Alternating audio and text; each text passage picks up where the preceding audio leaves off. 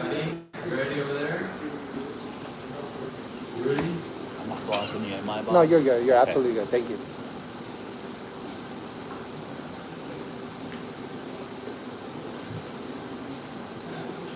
Okay, good evening, everybody. Welcome to the session where we're having conversations that shape cannabis culture. I'm Alex. I'm the CEO and co-founder here at Sessions by the Bay. San Diego's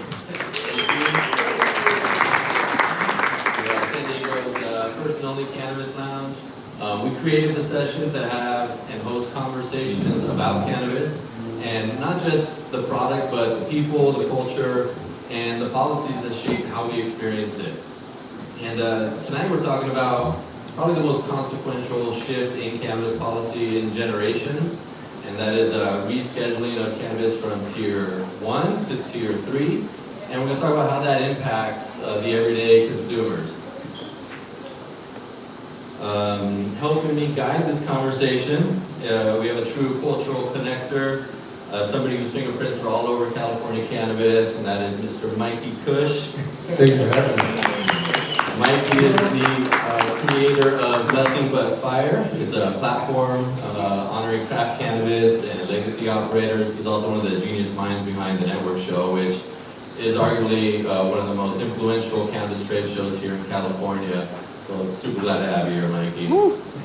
It's actually it's nice. And instead of talking about Schedule 3, through headlines or sound bites, we brought together some people that can talk about it from different sides of how this policy will impact us. So that's law, that's medicine, that's policy and industry. To help us, get a better understanding of the real world implications and maybe the bigger picture of what this shift means. First, we have Dr. Neil Patel, a board-certified physician and cannabis health advocate. Dr. Patel brings a medical and patient-centered perspective, helping us understand what policy shifts like Schedule 3 mean for research, for medicine, and just wellness in general. Then we have Mr. Lance Rogers here, attorney at law in San Diego. A longtime cannabis attorney in the region. Lance is going to help us break down what Schedule 3 actually means from a legal standpoint, what changes, what doesn't change, and what maybe we ought to be paying attention to. And joining us from a policy and advocacy perspective, we have Shelby Huff-Akers, chair of Americans for Safe Access. She's the chair of Americans for Safe Access here in San Diego, one of the original cannabis advocacy organizations in the country. She's going to bring up patient rights and community lens to the discussion, how these policy changes impact access, equity, and the patient impact. And then finally, Claudio Miranda. He is the co-founder of Budist, which is a consumer-focused product education and consumer trust building website.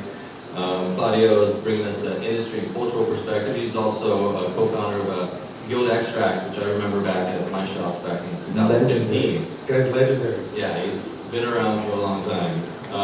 So hopefully you can help us talk about how policy decisions like this impact product quality, innovation, and the experience that consumers have with these products. So together this panel represents medicine, law, policy advocacy, and cannabis culture. Mikey and I are going to guide the conversation with a few questions, and then we're going to open it up. These guys might have questions for each other. So let's get into the session. And actually, let me start with you, Mikey. You ready? Yeah. Let's get it. You've been around for a long time. You've been here since it was underground, then Prop 215 medical. The good old days. Good old days. Then adult use, and now we're talking about federal rescheduling. What's your first instinct or reaction to that? And why do you think there's a lot of people out there that are confused or maybe skeptical about whether this is a win? Well, first of all, we don't know what's the win or not, right? But the understanding I was telling you earlier was if someone has money, now they can come in and it's safe for them. Their investment is not risky, right? So if you're a billionaire, you come in, jump into the median, and there'll be tons and tons of money for people like us to get consulting gigs or to start projects or, you know, open a lounge or, you know, or lounges. Okay, well, I mean, Lance, I guess from a legal perspective, does it actually mean that, you know, what are one or two things that are actually changing or not changing by rescheduling? Okay. Nothing has happened yet. Okay. Boo. Yeah. Actually, no, that's great, right? I'm just gonna drop a bomb on everyone in the show. Sometimes politicians don't tell the truth. So, you know, and I know it's probably the first time anybody's hearing it here, so, yeah. So I just like looking at a potential future kind of sort of thing that's gonna happen, I'm always just a little skeptical. You know, like as a lawyer, it's easy to look at the law and advise the client, oh, here's what the law says, so if you do this, this is what should happen. But when it's kind of, so what did Trump do? Trump signed an order on December 18th directing the Attorney General to, as soon as reasonably possible, to deschedule cannabis to Schedule 3, reschedule cannabis to Schedule 3. Do we have a time frame? No.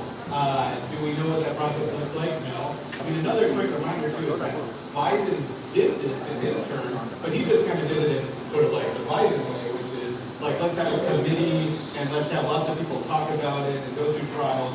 Trump's just like, do it. And so, you know, hopefully, so from a legal standpoint, nothing has happened yet. Something will happen in the future. I completely agree with what Mike was saying earlier about like this is going to help businesses. And so depending on how you feel about businesses and corporations and how they help you, then maybe this is a good thing. You know, if you bought something on Amazon and you're like, Amazon's cool, I don't care if Jeff Bezos is a billionaire and, you know, hangs out with Donald Trump. I get something on my door every hour if I want. Then maybe that would be good for consumers. And maybe you will be able to get CBD isolate paid by your health insurance. Donald Trump also. But, so. Not weed. What's that? But not weed. But not weed. But maybe Boo. someday. And it'll be delivered by a drone by Jeff Bezos. So, you know, look, yeah, because reschedule it to 3 as soon as possible.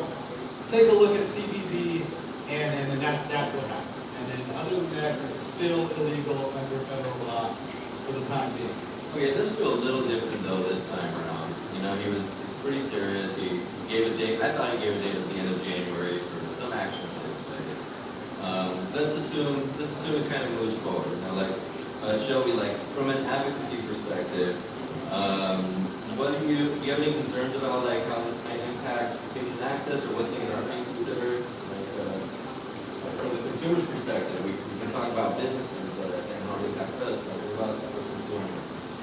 Absolutely. So I think, you know, it is important to know what might be a benefit from a Schedule 3 rescheduling. And in that regard, I would say, you know, more recognition of cannabis as a therapeutic medicine, definitely. And then also, you know, some potential easing of restrictions around research. Unfortunately, I think I'm a little bit more pessimistic in terms of what it will actually change for patients. It does not actually integrate state cannabis programs into federal law. So those are still out of compliance with federal law. And it also doesn't do anything to address a lot of the bias and discrimination that patients still face. So, I mean, maybe just a show of hands here, how many people have experienced, you know, an inability to consume cannabis in the way you'd like, or it's therapeutically indicated in your own home, right?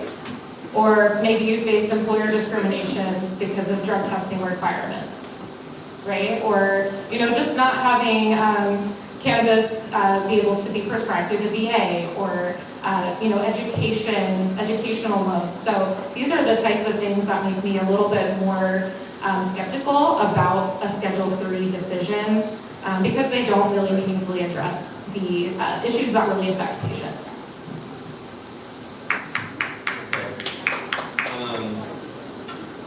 Do you agree with that concern? Like from a legal standpoint, does the legal framework, if it does shift to Schedule 3, have a risk of leaving out patients? Well, so there's just so much that needs to come along with, you know, Schedule 3. Donald Trump can say, make it Schedule 3, but that involves, the FDA process, and that could take a long time. And then it involves, where do you get it? You get it at Walgreens and CVS. So from a patient standpoint, where am I going to go? Am I going to go to my local dispensary? Am I going to have to, am I going to be forced to go to CVS to get my meds? I guess the one thing that I would agree with is is hopefully maybe it does help with the stigma side, because if Donald Trump is saying this is normal people and patients feel more normal because of it, then that's a good thing. Yeah, okay, so a lot of people do say that going to Schedule 3 isn't going far enough, that should be fully descheduled. And that it was work for big government, big pharma, sort of take things over. Maybe that's where they started to issue a little bit. A lot of it. Yeah, right. But before we go down that rabbit hole, Dr. Patel, as it was to Schedule 3, what if anything are you genuinely excited about or cautious about when it comes to the research, the medicine, and just maybe patient care and how you interact with your patients? Yeah, absolutely. First of all, do you guys know what scheduling means? Who here knows what scheduling even means? All right, so let's real quickly, what happened in 1970, the Controlled Substance Act was passed, basically deeming cannabis illegal and creating a framework for certain drugs to have medical value or not have medical value. Schedule 1 was considered zero medical value and very high tolerance and addiction potential. Cannabis, psilocybin, LSD, heroin falls under that category. Right? So what happened is from one day to the next, cannabis went from having no medicinal value to Schedule 3, which now has medicinal value, but still some addiction potential. On my end, I think patient care, we're not there just yet, but what Schedule 3 means for research, a lot easier to access research dollars for cannabis studies. Once you get cannabis research, then you get data. Data people understand objective endpoints. So from that, I'm hoping that will open up even more doors for patients for getting cannabis. And that research there, it can lend to product innovation, I know you guys have been very in tune with that since as Guild Extracts, extracting THCA, THCV, coming through, identifying these important molecules. Do you think that's going to help you, or do you see there's some maybe secret risks with that? Yeah, absolutely, it's going to help. Just generally speaking, I think it's Schedule 3 for sure doesn't go far enough. Just descheduling altogether, we can all agree. Just realizing it is going to be the best outcome. But is it a step in the right direction? I feel 100% it is. I think it's moving things forward. And we have to remember what things are crucially at stake, right? It's information suppression, it's institutional bias, right? It's really, it's stigmatizing a plant that now, if it becomes more accessible for research, for medicine, you're starting to lift that stigma a little bit more. You're starting to make it more socially acceptable. You're starting to alleviate some of that institutional bias that we've seen for decades now.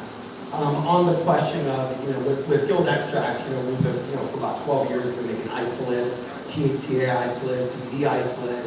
And with rescheduling to Schedule 3, really what that does is that it brings it, what we're looking at is FDA-approved drugs, right? That now you can create drugs, which is hard to do with whole plants, right? When you look at botanically derived, products, right? Like cannabis this is a whole plant medicine.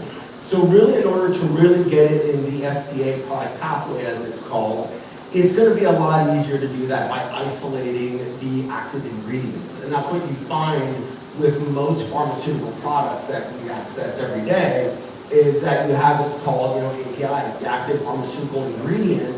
And the key that we need to really look out for in a lot of this legalese and everything that we've been seeing in the news is, are we going to see THC in its naturally derived form be classified as an active pharmaceutical ingredient that can be accessible as a bulk drug, right?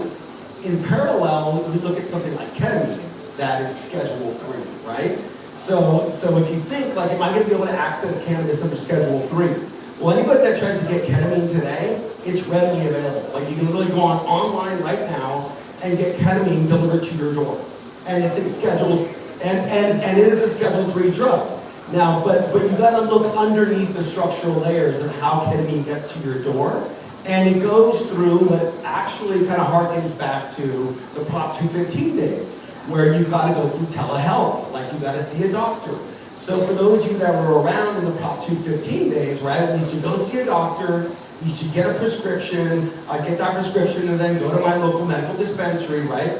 Well, now I can do that right now with ketamine. I can basically go onto a website, it's basically a telehealth practitioner that I can basically say, hey, I've got anxiety, I've got depression, they prescribe me ketamine, and through the back end, it goes through a series of kind of steps like we used to do in the Prop 215 days. But the net is I get ketamine to my door like sitting there, right? So from a patient access perspective, I think we're gonna actually see like a lot of cannabis accessible, more accessible, but the key thing here, and I know it's a little rambling, but just the key thing to watch and the differences with ketamine is a bulk drug again. It's an API, an active pharmaceutical ingredient, where then it could be blended, it could be what's called compounding pharmacy access to it, or under compounding law, where you can now get ketamine delivered to you because it's this active ingredient that's been FDA approved.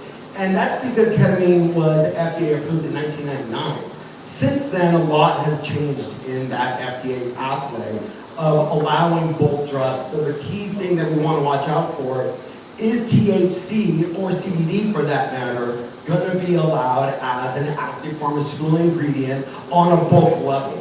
If that happens, then it's going to be accessible in every way imaginable, and it's going to be a really good thing. If it's restricted to just the one drug and the one application, like we see with Marinol, which is a synthetic THC, plant-derived, then it's going to take a little bit longer for us to get access to those products. And the very last thing I just want to say is, let's not forget that there are 4 cannabis markets that we're dealing with here. Illicit, state-regulated, hemp, and now Schedule 3. And I think it's highly unlikely that Schedule 3 is going to take over those other 3 markets. I think you're always going to see illicit. The state markets are probably going to continue to exist in parallel. Hemp is TBD based on how the Farm Bill revision goes. And we're going to see what happens with Schedule 3. But just remember that the access today will, and when this goes into effect, will be across 4 different markets where you can access these products. And if anybody needs ketamine, you can see Claudio. There you go, baby. I'm one of those telehealth guys. The doctor's right here. He's right there. He takes cash, Zelle, Venmo. He's the doctor on my website. We can edit that, right? We talked about that. Yeah, edit. You can cut that out, right? Edit that out. That one's staying in. Okay, so then that's something I think is really important, is that in California, adult use regulations in the current framework was passed via voter initiative. It's been Schedule 1 and now it's going through a lesser sort of situation with Schedule 3. If anything, we should feel a bit more comfortable, I would think, right? As an industry or as dispensaries, like customers shouldn't expect their dispensaries to go away, or their current, supply chains to sort of vanish. Is that what I'm hearing? Yes. Lawyer? Well, I mean, Suits. Appreciate you, but No, it's fine. Better call Saul, So there's the industry part of it we were talking about earlier, like the dispensaries could go away because they run out of business. They run out of money. Because, they ran out of money. So if this helps, those small businesses take a normal tax deduction, because that's the big thing that's happening right now. Now they can finally file their taxes like a normal business, and they don't go out of business, and that's the good thing. But it's just great being here with Asa, because I remember, back a long time ago, being in pretty hairy situations with police, and it was like, oh, it's legal, this is medical and everything. Well, like when a cop has a gun pointed at you, you're kind of like, I don't know what to do in this situation. So right now, certain law enforcement agents are harassing, patients and customers outside of dispensaries who are from other countries. So imagine people coming, someplace, you're like, oh, I want to go to Sessions, that sounds really cool. And then you're walking to your car and somebody approaches you and say, look, show me your papers. You're on fruit. You have marijuana on you? Well, you agreed not to smoke marijuana. So, you're coming with us. So that's where, I'm always cautiously optimistic. But ACE's always here to back people up. ACE's back your back. ACE's always there. We're also always there to be the Debbie Downer. I do, I think one thing that is important to remember too is that what has protected state cannabis programs for the past 12 years now has been the Medical Cannabis Amendment in the Commerce, Justice, and Science Appropriations Bill. For the first time since 2014, last year, the House Appropriations Committee removed the CJS Medical Cannabis Amendment. So what that amendment says is that you can't use federal dollars to interfere in state cannabis programs. With Schedule 3, like I was saying earlier, it doesn't actually integrate state programs into federal law. So unless we have comprehensive federal legislation to integrate those programs, they will always be vulnerable. The CJS Medical Cannabis Amendment was never meant to be a permanent measure. We need more long-lasting solutions.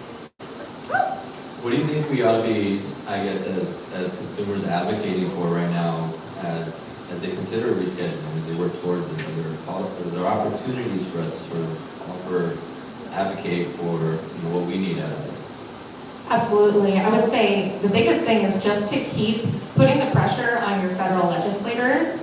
Right now, a lot of what those legislators are hearing is from prohibitionist groups and large corporations. They're not hearing from patients or everyday consumers. Keep expressing your concerns. And, Americans for Safe Access, we do have a comprehensive federal legislative framework, the Medical Cannabis and Cannabinoid Act, and we have a whole toolkit on our website that you can use to send letters to your Congress members.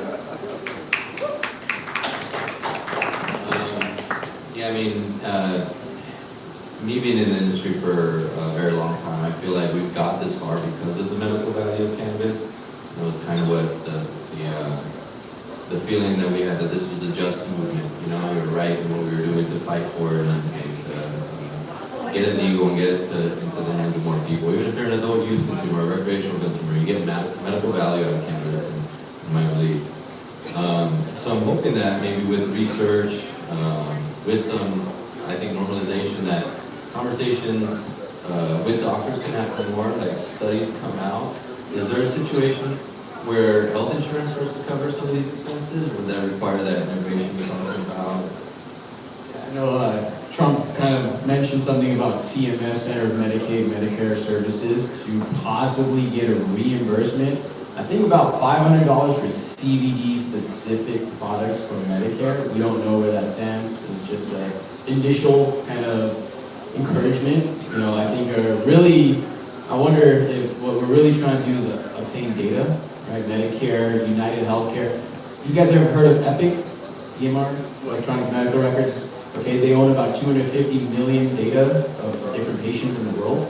So imagine how much data is collected. CMS is about 70 million individual patients. So by us opening this now Schedule 3 for cannabis, I think down the line it would be great for consumers, but I wonder what will they do with the data. But realistically, I think we're still moving in a good direction. Is that a policy requirement or a legal requirement for health insurance to cover, or is it their own decision to cover cannabis? When you're talking about Medicaid, that's really a federal, legislative thing, so it's going to cover, right? Depending on the administration, there might be policies for whatever reason that decide not to cover a certain thing, during that period of time. I think if Medicare kind of runs the show. Let's put it this way: when I bill insurance, Medicare sets the billing, the premiums in a sense. So if Medicare gives a green light, all other insurance or private insurance companies will fall in line. So that's why a lot of it's being focused on them. And as you know, our senior population is on the rise. 10,000 people turn 65 every day in this country. So by 2035, ages 65 and older will outnumber 18 and younger for the first time in American history. So there's a lot of interest in Medicare for that reason, for them to get it approved. Well, I think a big part of it too is just like use cases, right? Like, why are you consuming cannabis? As we know, the main kind of bifurcation is adult use or recreational versus medicinal, right?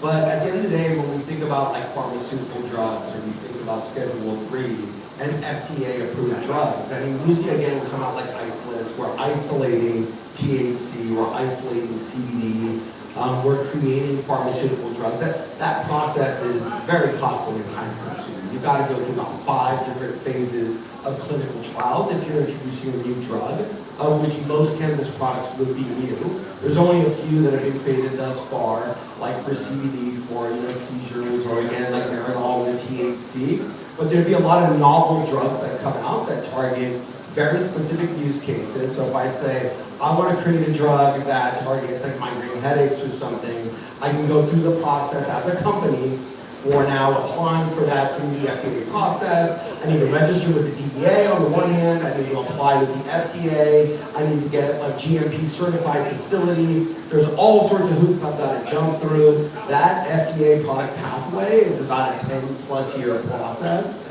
of getting a drug from original like ideation, of submitting your application for like investigating its medicinal utility, to the time where you actually get a drug out the other end, about 10 years, $10+ million.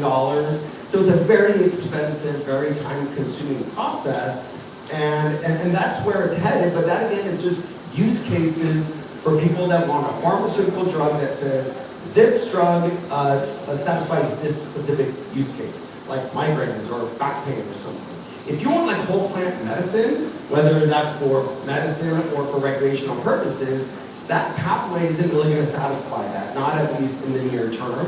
You're going to still be relying on state-regulated programs and the products that come out of it, or the hemp industry, depending on how that evolves, or again, the illicit one. So what you're saying is that we're good for like 10 years, and this is for all the rich people who set up all their corporations and be ready to go in about 10 years.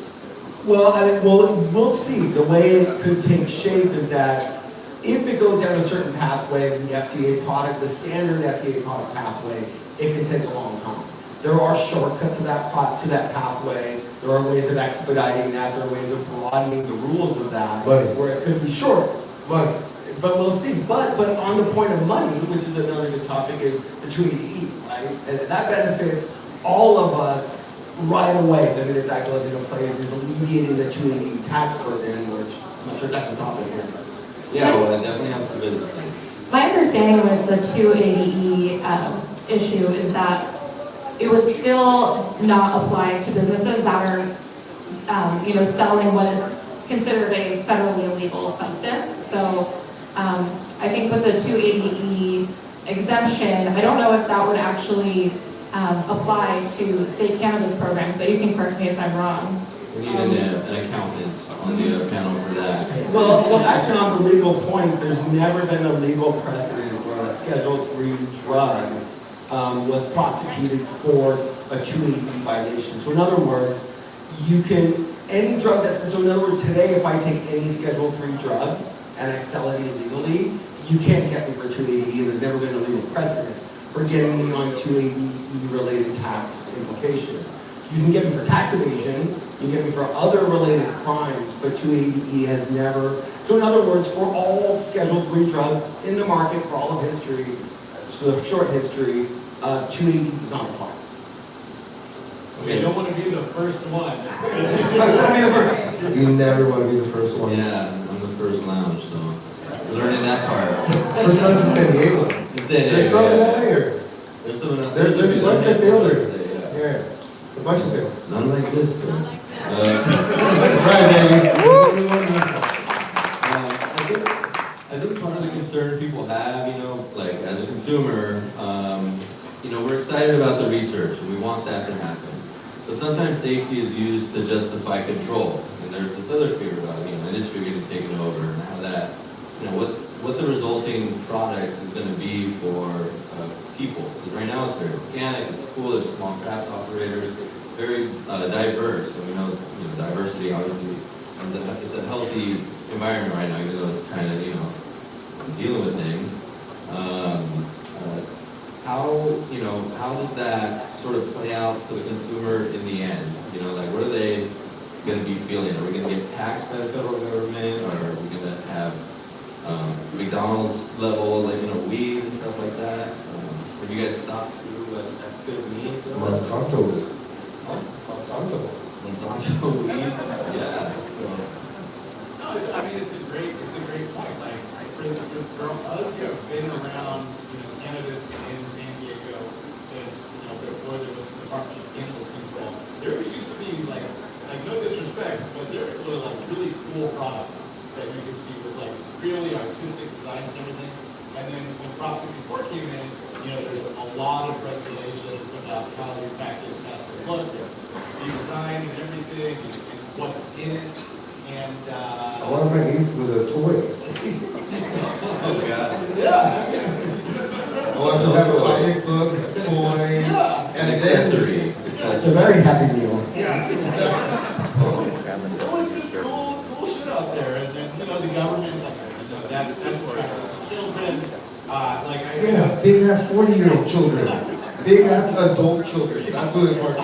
I asked somebody at a conference one time who their business tests child-resistant packaging, and I was like, what kind of science goes into that? I mean, you guys just put a bunch of 2-year-olds in a room and see their government. They're like, that's exactly what they're doing. And they just watch them, for an hour, and then if they're able to open the package, and then they can't open it. Well, that's one of the highlights about regulation, for all the risks it carries, standardized testing, understanding, child-proof packaging, and how as a consumer you gotta respect that, and as an operator we have to acknowledge those risks too. First of all, the child-proof is really adult-proof. Because when you give an 11-year-old that shit, they can open like nothing. Yeah, they Overloading, they'll be like, here, Lana, try this. Here. Me and her mom are sitting there for half an hour. Get it. And then all of a sudden she's like, oh, sure. And she got it like nothing. You're just like, that's supposed to be childproof. It doesn't I always guess make it's a sense. child. That's for I mean, Children.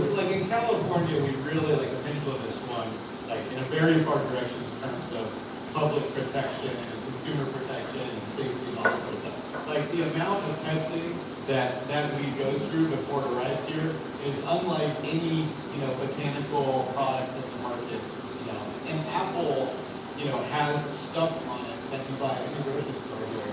But this thing has gone through so many testing, and I don't think the science really backs it. For my personal, I just have farmer clients who you get a call and it's like, yeah, man, it's right. I'm the ones that did the past testing. Like, what do you mean? And in terms of batch testing, it's like, well, they just took that one little part, they tested it, and it tested 99.9% of it could be perfect, but it was just the luck of the draw.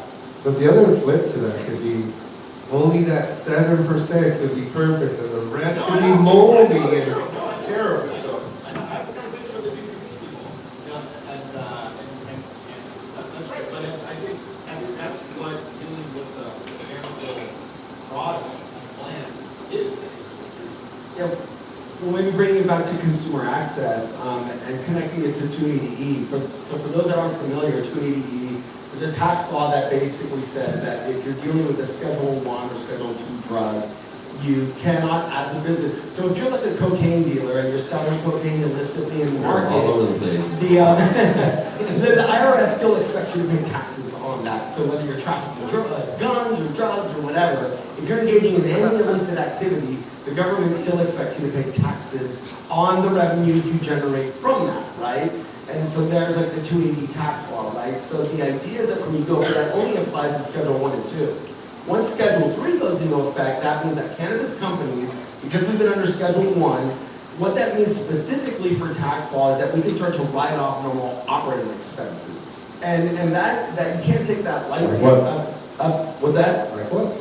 Well, like things like payroll, like rent, like just marketing expenses. And so for an average company, like if you're making $10 million a year, let's say at a dispensary like this, your operating expenses might be like $4 million, right?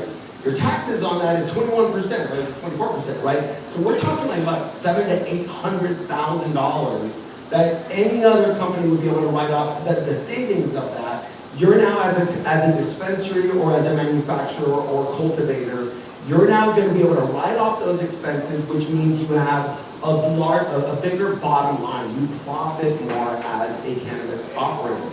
And so if we make more money, then what that means is that we can produce products less expensively. That means we can get it to the end consumer less expensively. That means that we can better compete with the illicit market, who does not have that tax load, who does not have the compliance requirements. So what it in effect does is that it makes the operators profit more, which makes them more competitive, which makes them bring prices down, which ultimately will benefit from the consumer. Like, so mark my words, the day that Schedule 3 goes into effect, and in the subsequent kind of period thereafter, you will see prices drop at the retail level. That is guaranteed. You're going to see that happen, and that is a net benefit to all of us, the end consumer. So you're saying that weed people and weed dispensaries and distros and everything aren't making tons of money? Correct. And if you use the promo code Trump at guildabstracts.com, you get a 30% discount on your next order. Well, what I like about that when I hear about the 280 benefits is it does free up, like the tax burdens are unbelievable, especially when you pair that with how highly regulated it is. So it does allow us to be highly regulated still, a little easier, while maybe investing more back into the companies and the products and so on. And even though things are like highly regulated, like the testing or the child food packaging, I think in an era where like we are still dealing with the stigma to some extent, it lends some confidence to the industry. People are like, okay, testing's in place, okay, child resistant packaging is in place. It might be overdone, but at least that maybe gets us more ambassadors, more advocates, on our side, people more comfortable with it. Absolutely, yeah. And I would say too, one thing that I'd really like to see is national standards for testing as well, because California does have pretty rigorous testing standards, but a place like Oklahoma, those standards are going to look vastly different. And so a consumer and a patient in one state might be getting a product that's much less safe from a product quality and safety standpoint, or even consistency. God-awful products. Yeah. Those are the god-awful products. Yeah. So yeah, I mean, increasing the trust in the products, and from what you were saying, Alex, just kind of increasing general feelings about safety with a product that's more standardized, and also increasing the equity for patients between states, so that they can trust that their products that they're using in Oklahoma are as safe as the products in California. You actually brought me to think of something too, which is trademarks. And I don't know the answer to this, but what I do know is the U.S. Patent and Trademark Office of the federal government has never really registered, except for the federal government's patent, really registered a trademark for a smokable cannabis product. There's an exception for registration for things that are immoral, and so they will deny a federal trademark registration at this moment. So the big question is kind of like, okay, that's Schedule 3. Can you build the Coca-Cola brand, the Nike brand, and that consumers could then go to Oklahoma and say, well, I know it's a Coca-Cola because they also have a federal trademark, and if somebody's selling counterfeit Coca-Cola, they'll get sued by the person in the trademark. The answer is yes. They will allow, by definition, the Schedule 3, you will be allowed to engage in trademarking and patenting. So we might see more, national brands that feel like, okay, now I have a federal trademark, so I can. Well, and this again depends, right? If it's a company that's compliant with Schedule 3, then 100% you'll get all the benefits, right?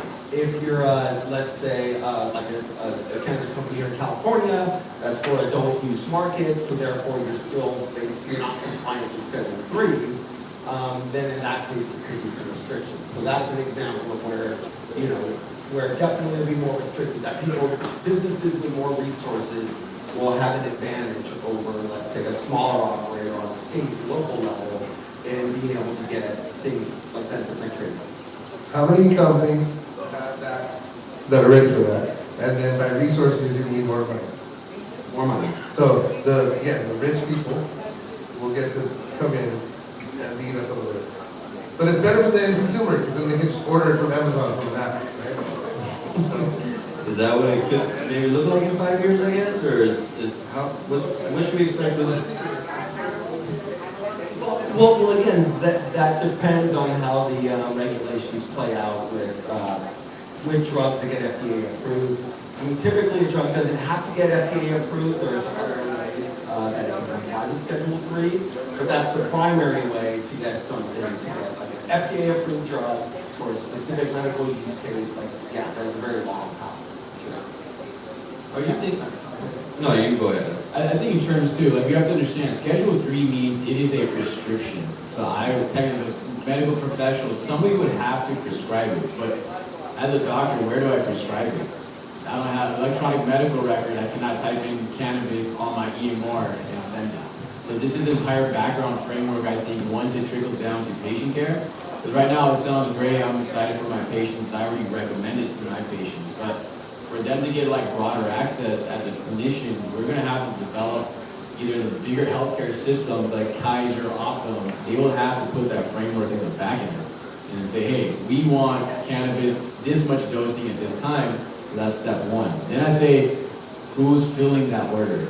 Is it gonna be pharmaceuticals? Is it gonna be like a reputable cannabis company? me. Yeah. I'll fill it. I'll fill it. I want you that. too. I think I got that. Prescription cover. Exactly, so I'll send it directly to you guys. And so that would be the idea, is how to create that streamlined process so that patients, so like I prescribe drugs for my patients Amazon Prime Pharmacy.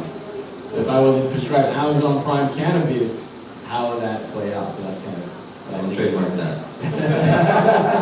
Well, and that again does depend. I mean, looking at ketamine as a parallel example. Ketamine is a Schedule 3 drug that you can readily buy and get delivered to you like in the same day, right? Now, the reason for that again is because it's classified by the FDA as a bulk, as I think there's a technical term, as a bulk ingredient drug, which means that it's off, which means that you can prescribe it off-label, right? So there's certain drugs which is like this drug is made for this particular medical outcome, like migraine headaches, so that's an on-label prescription. Some drugs are, you're able to prescribe them off-label, which means it's up to the doctor's discretion as to how they prescribe it. Ketamine falls under that rubric. In terms of any doctor can say, I'm gonna make a medical decision that this ketamine is good for your depression, and I'm gonna give you a prescription right here over telemedicine, and you'll have it at your door this evening. And So- that's how it works today, right? And that's a Schedule 3 drug. Does that mean, if cannabis goes to Schedule 3, that we're automatically under that same framework? Or is there a... No, because the difference is between whether it's classified as a bulk drug, as I'm saying, versus a product-specific use case. So it's highly likely that the way it's going to unfold is that THC will, the FDA will approve specific compounds like THC for very specific use cases like a migraine headache, right? Just as a simple example. And that's the only use case that you're going to be able to get that drug, right? Ketamine has this bulk status where the doctor can basically decide off-label what the medical conditions are that the doctor, because the FDA doesn't make medical decisions, they make drug decisions. It's up to the doctor to make medical decisions. And so there's nuances there, and it's all going to depend on how the law plays out. But right now, I can come and go downstairs, buy an ounce of cannabis, and smoke it to my face whenever I want. It's an ounce a day, right? Yes. I don't need him telling me that I should only smoke a gram or whatever crazy thing, that I'm using marijuana. Like, I like being able to buy an ounce straight out, whatever, or 10 grams of It's 8 grams. Wax. Yeah, and that's the case right now, right? As a medical consumer, you can talk to your doctor, and you can recommend it for anything that you feel that helps. I mean, I recommend it to patients, and every human's a patient if you really think about it. So where is the line? So I tell patients, look, especially, I look at a lot of some of my patients like, oh, it's a drug, it's illegal. I said, well, don't look at Tylenol. You don't look at the side effects of Tylenol. There's a long list there. You might be scared looking at that or ibuprofen. So I try to educate them to say this is not an end-all, but this is another tool. I have a lot of patients anti-prescription pills. I will not take a prescription, but I take 30 nutraceutical supplements that I saw from Thorne online. So I must be doing well. You're substituting one pill for another pill. So I say cannabis eventually should just be a supplement more than anything, right? So we're not there yet, but I think at least this part of the process brings awareness to those who may not be even considering it as an option in terms of turning it to Schedule 3. Yeah, like my mom, she would have never thought of using cannabis, but as it became legal in California, as she hears, sees it on TV basically, being talked about legally, she opened up to it, for sleep specifically. Okay, so seems hard to tell, where things are going to land when it comes to this right now, and hopefully hopefully this year we get some clarity on that, at least in terms of like how the policy is moving along and so on. I think you said we got 10 years, we're good. 10 years. 10, run it, we gotta keep running it, we got like a 10-year cap. And if you can, try to get all the stuff that you're saying. I'm optimistic because I think the government's going to want some money out of this. That's one of the You want more money? Right. So they have an incentive, and at some point they're going to figure out, and I think that's been the hard part, is, how to figure out how to monetize it. But at some point, this could move forward to where, it's talked about openly with your doctor, you're able to get certain versions covered by healthcare perhaps, and hopefully we can still exist, to push the culture forward, not strictly medical, because it does have value outside of, specifically an ailment maybe you're trying to deal with. Just hopefully they don't tax it too much because it's already ridiculous. Well, they said that alcohol had dropped like 40%. Yeah. So nobody, the younger generation is not partying, they're not drinking alcohol, they're not popping bottles, they're not going clubbing, they're not doing all that stuff. They're healthier. And They smoke weed. When you consider healthy, to use it responsibly. Yeah, Okay. responsibly is still healthy. I know, yeah. Compared to drinking alcohol, right? You drink a liter of vodka every day, you look a lot worse than if you smoke an eighth of weed a day, right? 100%. So, Vodka is poison, all that's, rough. Okay, let me do like a little quick lightning round with you guys. And I actually think we can maybe open it up for a couple questions from the audience in a little bit here. So if anybody's got a burning question, we'll try to get to it. And I'll ask each of you this question. So, Neil, in one sentence, should cannabis consumers be more excited, more cautious, or more active because of Schedule 3? Why? I think they should be excited. Look, we're bringing attention to something that's natural. But cannabis has always had medicinal value. There's nothing new. Schedule 3 doesn't make it all of a sudden medicinal. It's been like this for thousands of years. But now we're bringing attention to a broader scale. So, yeah, and everybody in this room can do their part. So, like we said, if you're a consumer, use it, advocate for it as well. you should write letters. I guess it's email, right? There's a website for it. Should people be more excited, more cautious, get more active because of Schedule 3 and why? You're asking a lawyer, and I'm being recorded. You should be cautious. He was excited. I expected this. Cautious. It's still legal under federal law. Don't talk to the cops. Remember your rights. Call a lawyer. Call lawyers. What he said. Yeah, 1-800 though. But as long as you're cautious, then you can be a little excited. Right on. Okay, well, thanks. Shelby? That was such a lawyer answer. I'm going to say cautious and active. I think we have a really unique opportunity right now where cannabis is gaining more acceptance, But there's still, I don't think Schedule 3 goes far enough in the way that, patients don't get those protections. Patients deserve a lot more, consumers deserve a lot more, and honestly, the businesses that serve them, I think, deserve more as well. And so, Thanks. yeah, definitely stay active is my take on it. Claudia, should consumers be more excited, more cautious, more active? I would say cautiously optimistic. I would agree. I think generally, I think we should be optimistic that, this is all provided doesn't interfere with the state regulated programs. And at least for now, we don't think it will. There's just too much at stake on the state level. And that create just a lot of lawsuits, a lot of politics, and create a big mess. So long as the state-run programs can exist, I think we can continue to have access to beautiful lounges like this and all the great products we get to enjoy at the retail level here in all the legal states. So I think that will continue, and if anything, it's just going to lower the prices and create a little bit more access for people who this might be a little unaffordable. So I'm all about affordability. Nice. All gas, no brakes, go. All gas, no brakes. Start lighting up in front of cops, light them up, roll them, fuck them. Start taking dabs and torches everywhere, run it. Do it at the dinner table, and if you don't think I already do that, ask Keith, he's walking around here, he's taken me to dinner a couple times, we just light in the restaurant. Go. Wear a session shirt while you're doing it. Actually, Claudia, that's kind of my next question, which I'm hoping is if you guys are answering just from the gut, the short answer to. But do you think that this kind of takes the industry closer to normalization, or maybe further from its roots? Those are two different, those things move in the opposite direction. No, I think 100% it normalizes, just the breakthroughs in medical research and just allowing the access to all that great research, bringing in a little bit more, lifting some of the banking restrictions, lifting the tax burdens. I think that's all just good. Very, very positive for our industry. It's a huge step in the right direction.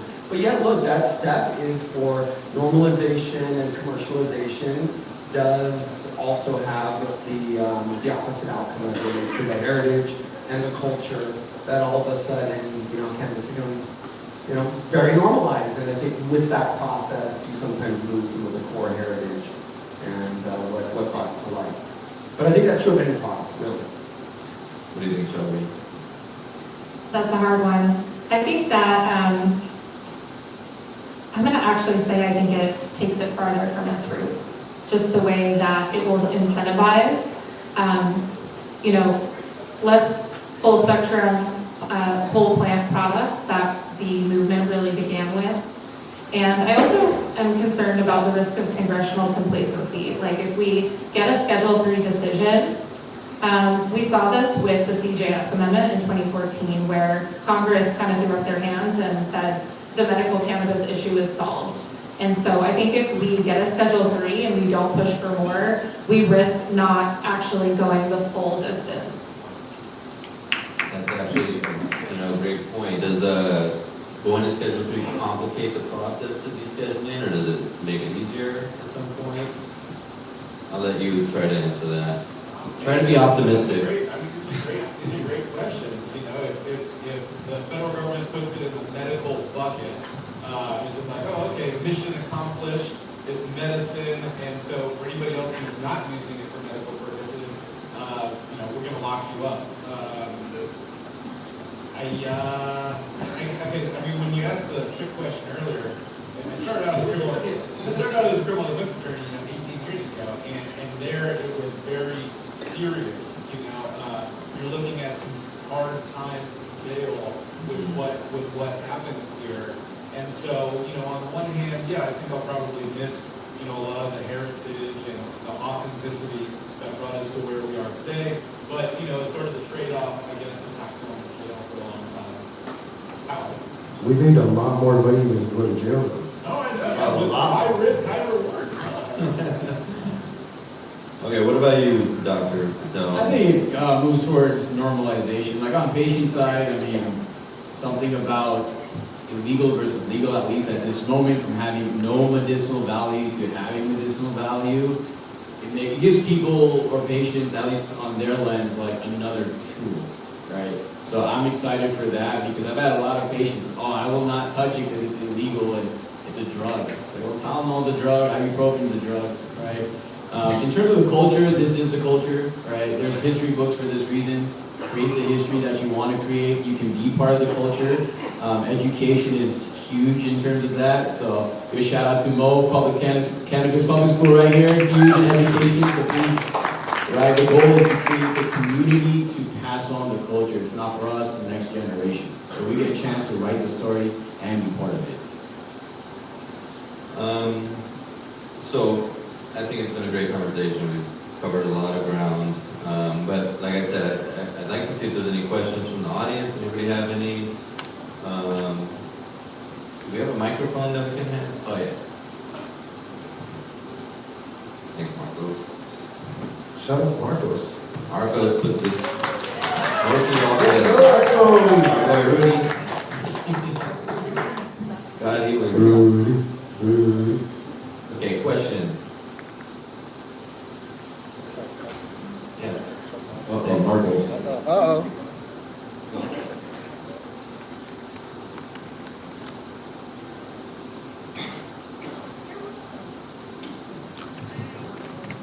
Check, check. You can take right into one. Take it from this guy.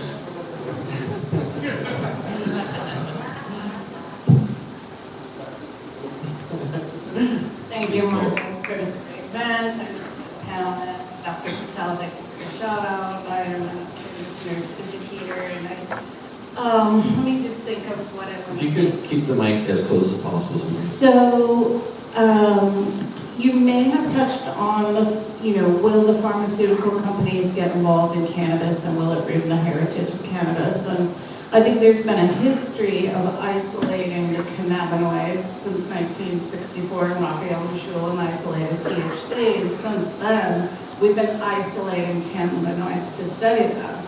But that's not how the plant works. The plant works as a full plant in the person's body.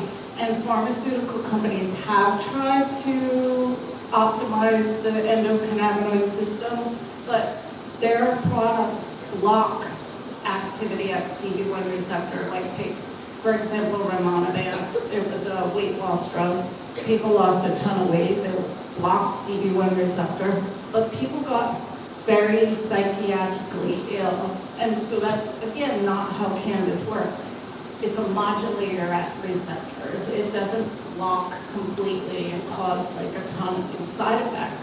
I don't think the pharmaceutical companies are interested in cannabis because of the way it's such a multimodal botanical plant. Was there a question, or What do you're you a think secret of- panelist for us here? Yeah, I think that's a great question. You know, what is it, 25% of all pharmaceuticals are derived from plants as it is, like the exact compound. So where there's money, pharmaceuticals are involved. Cannabis, unfortunately, there is a lot to monetize. So they may not be able to fully make the best of the entire plant itself with the synergistic effects, the entourage effect. But they will find a way to say, ask your doctor if you have this migraine, ask for CBD, ask for CBG. And that will be a whole, I think we're gonna have to find a way to play nice with pharmaceuticals because they kind of run the show in this country. Pharmaceuticals and insurance companies. So we basically have to end tobacco. Yeah, I would agree with both of what you said, and great point, great question. There have been, cannabinoid therapeutics on the market for a long time, and they don't tend to be well liked by consumers. So I think in that regard, I am more optimistic about there not being a whole pharmaceutical takeover. And to Dr. Patel's point, maybe for that consumer who's a little bit more comfortable, taking a pill form, then it could serve that for them as well. I would definitely agree. I mean, again, cannabis is a whole plant medicine. There's 500 plus ingredients that go into this very complex plant, and almost by definition, you can't, Most pharmaceutical drugs are again, they're active pharmaceutical ingredients that you're isolating. Okay. One ingredient or a couple ingredients, and so it's almost antithetical to what the plant has to offer in its natural state, for sure. But I guess that's going to be the question: is can you get isolates? I mean, we see with CBD and how it's been, Epidiolex, that was approved through a natural plant extraction of that, specifically for severe epilepsy in children, and that has been effective. And I think for the parents who have had the good fortune of accessing that pharmaceutical drug, I think those are the real use cases right there. And I would argue that there's a lot of families who are very happy that they've been able to access those drugs. But it's very different. You know, those are again isolated cannabis. It's not cannabis in its natural state, that's for sure. Are you, like under Schedule 3, could you patent a whole plant cannabinoid profile, or? So you can patent a plant now. It's one of the interesting things, the sort of prohibition against registering something that is illegal or immoral under plant patents. So it's always been possible to patent, a cannabis plant like Monsanto. But like when I've talked about with my clients, it's kind of like, okay, yeah, sure, you can go through the whole document to get a plant patent. But what are you going to do with it? Do you really want to be the Monsanto of weed? Whenever when anyone's growing your plant, you send them a cease and desist letter trying to get them a license to even like Monsanto does in India and other places. And I don't know if anybody really wants to be that guy. That happened recently with, no, it was a Gorilla Glue #4. Trademark. The trademark thing. Yeah, that wasn't a weed. Well, I mean, whether it's Gorilla Glue or Girl Scout cookies or Skittles, sometimes these big, like, multinational corporations don't really, like, get the joke and think it's funny when you, like, use their mark to, like, sell weed. So it's kind of like a matter of time. But, in terms of patenting the botanical profile of a plant, sure. I mean, I think the big question is, like, how do you monetize that? If you guys remember, like a couple of years ago, 5 or 6 years ago, there was a non-profit that was helping people, helping farmers, like, profile their genetics. And then there was this whole sort of, like, question about, what are they going to do with that data? And then it turns out that data went to, like, a group that was going to use it. I think people that, are very good at growing plants, into things like, man, maybe I have something special here. Plants, certain strains are often trendy, and they're hard to find, or you want to get it from the grower who did it, so every scenario that comes up. Is there another question maybe from our audience here?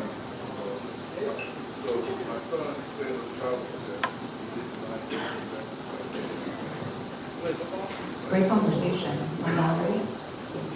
Hi. With cannabis moving towards Schedule 3 and the potential opening of a national commerce, states now have over a decade of tax revenue from large corporations in these markets. Given the revenue at that state, what can we get done at a state advocacy level to ensure cannabis doesn't become dominated by the pharmaceuticals? Is there anything we can do on that front for patients, for businesses?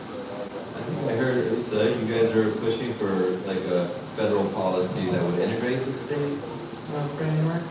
That's right. So existing state medical cannabis programs would be given the opportunity to go through a special pharmacy, literally called special pharmacy license, that would bring them into compliance with federal law and, among other things, provide, a research and development collaboration process and potential pathways for insurance coverage as well. But I want to make sure I understand your question about the tax specific implications. Could you explain that a little bit more?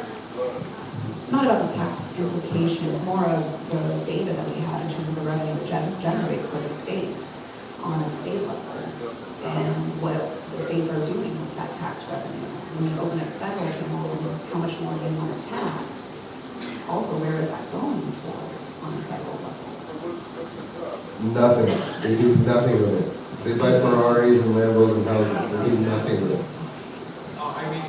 It's a great question. Like the state of California just gave $30 million for cannabis research But, which is great, but I mean, I looked at some of the projects, and there's $2 million to the UCSD, where they're going to make a sort of like, pretend dispensary, and then I guess allow a bunch of teenagers to come in and they're gonna observe them and see, what they might take, so that they can tell the products, you shouldn't market your products like that, because teenagers. In my opinion, it doesn't cost $2 million if you get research. I can tell you what kids are doing. And so personally, I think there's a lot of waste from the tax money in California. Personally. How can we get that contract? Yeah, exactly. No. We'll build a section. I know, exactly. Yeah, exactly. We need to get you that one. Well, another example, just tying it back to trademarks, right? So to get a product trademarked for cannabis product federally has been illegal, but then the state of California said, great, we'll allow you to get a state trademark for your cannabis product. So you can actually apply for a state trademark. Well then, so that should we try to enforce that at least on the state level, there's state protections now legally where you can enforce that, right? So I think there's just precedent that's been set where the state could do their own thing, and obviously our whole cannabis program is an example of that, right? But there is state sovereignty. That's a beautiful thing about our country, and federalism is that the state gets to do what it wants to do, and hopefully the federal government is not going to kind of intervene or try to supersede the rights of the state. So despite what happens on Schedule 3, I think the hope is that we'll continue to be able to do what we need to here in our great state of California and in other states that allow medical or recreational programs. States can do whatever they want, except for Minnesota. Wow. Actually, we will take a moment of silence later. I think, what I'm excited about in that regard is California does have years of data possibly to show, in terms of driving safety or just the impact on the general public, and even crime data and so on. And hopefully, as consumers, we advocate to our local politicians and carry a message up so that California itself can advocate for a policy that, protects what we're developing right now.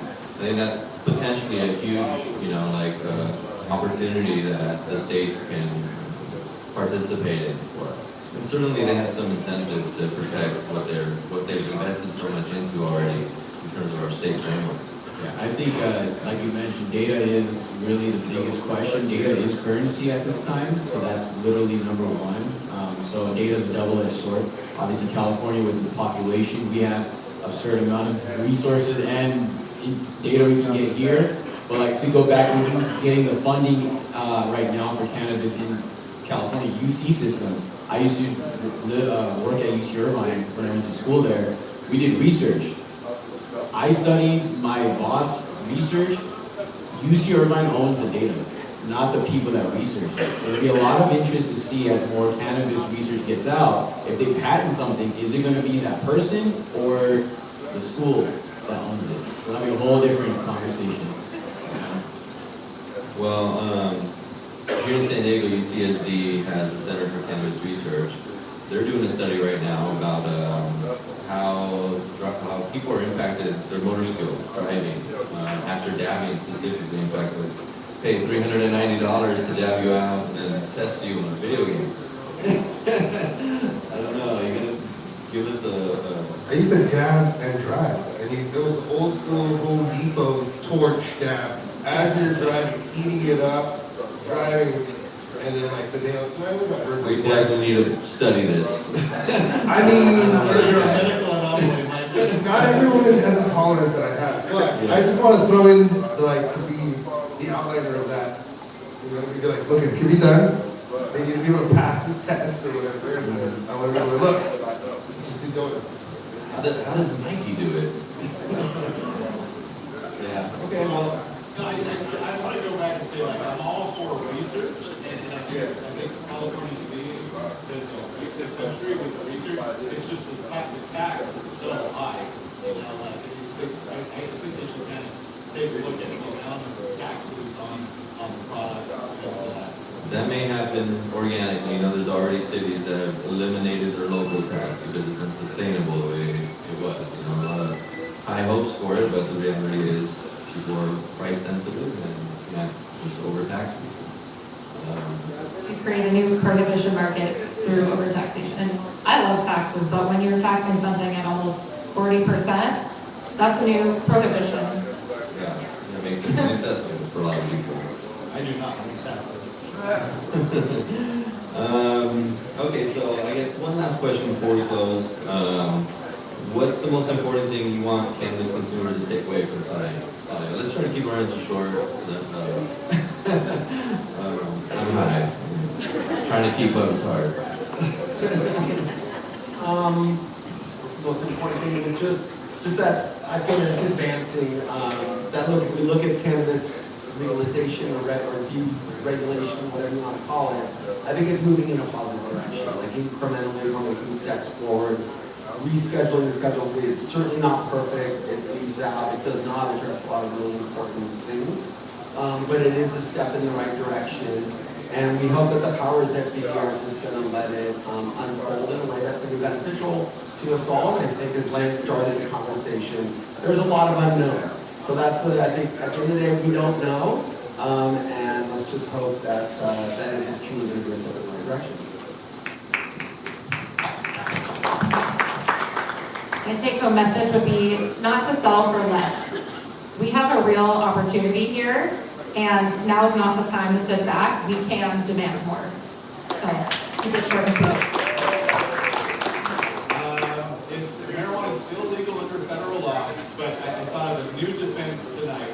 We could just say, Trump told me to do it. Stop at the side of the road. I read it, I went to the thing, it told me, and that's the only reason I took you to this officer.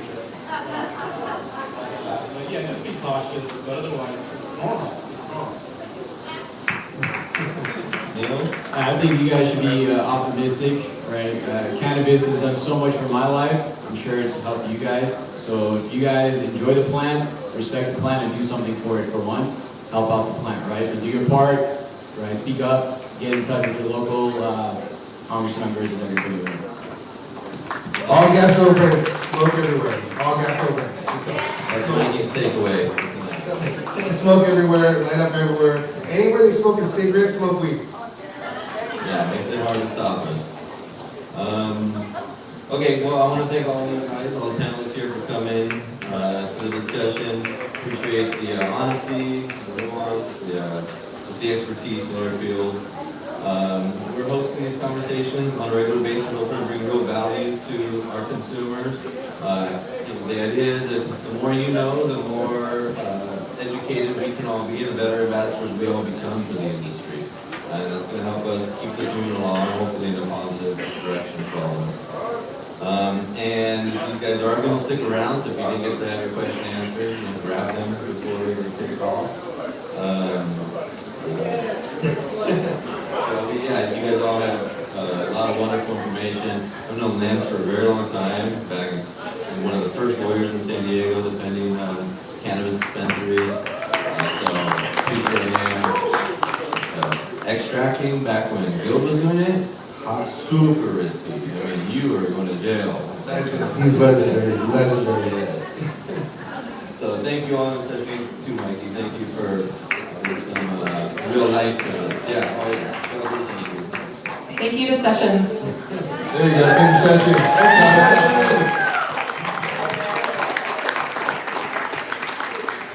Yeah, thanks. Good night. That's the road once.